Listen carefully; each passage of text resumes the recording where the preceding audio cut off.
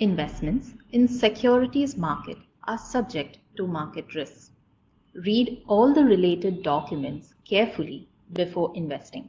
This Saturday, get ready for 4 game-changing webinars that could transform your money, mindset and future. 10 a.m. we have 1 crore lump sum strategy webinar. Ria had savings but kept waiting for the right time to invest. One decision could have fast-tracked her to 1 crore, but she missed out. Don't make the same mistake. Learn how a one-time investment can take you to 1 crore faster. Join us on this webinar. 11 a.m. we have Knowing Your Potential. Arjun always thought wealth was just for the lucky ones until he discovered the key engines of financial success. What if you are sitting on untapped potential? Unlock the secrets to accelerating your wealth. Register now. At 11 a.m. we have another webinar, The Future of Fashion, Thrifting and Rentals.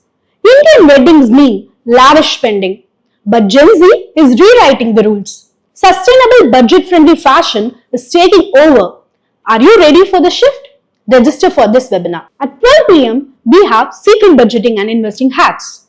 Neha earned well, but had nothing left at the end of the month. Then she found the formula to make her money work for her. And you can too. Master smart money management and make every rupee count. Don't miss this. And this webinar is exclusive for women. 4 power-packed sessions, 1 unmissable Saturday. Limited seats, so register now.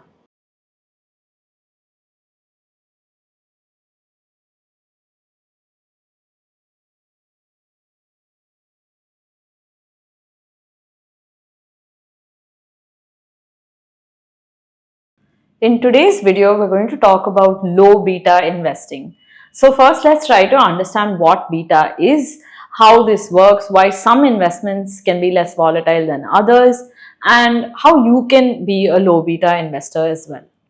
So to start off with, beta is a measure of volatility. So the index has a beta of 1, and if you compare any stock with that particular index, it either tends to have the same volatility of the index, so its beta will be 1. It tends to have a higher volatility than the index, so it might carry a beta of more than 1. And then you have some stocks which are less volatile than the index, which would mean their beta is less than 1.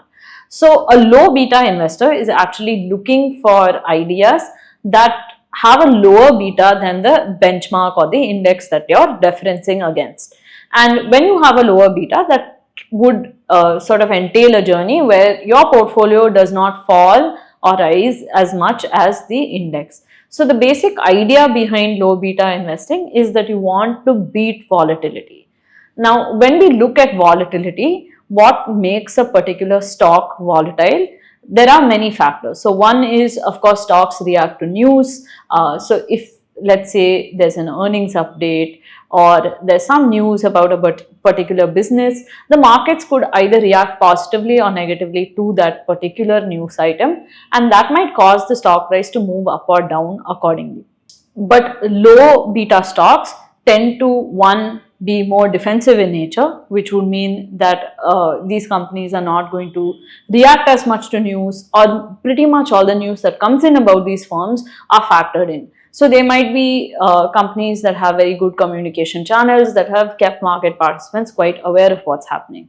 But another reason that stocks could have a lower beta is that they're illiquid, which means that they're not traded as much in the market. And when that happens, even if there is news or events or factors that are pushing the stock price or that could cause participants to react, that doesn't happen because of the liquidity in the trading volumes. So when you're looking at a low beta strategy, we need to understand what is causing that stock to react less to certain market conditions. When we're more conscious of where this is coming from, I think the quality of our low beta investing can also improve significantly. This brings us to our last thing, which is how can we be better low beta investors, or what are the options for us?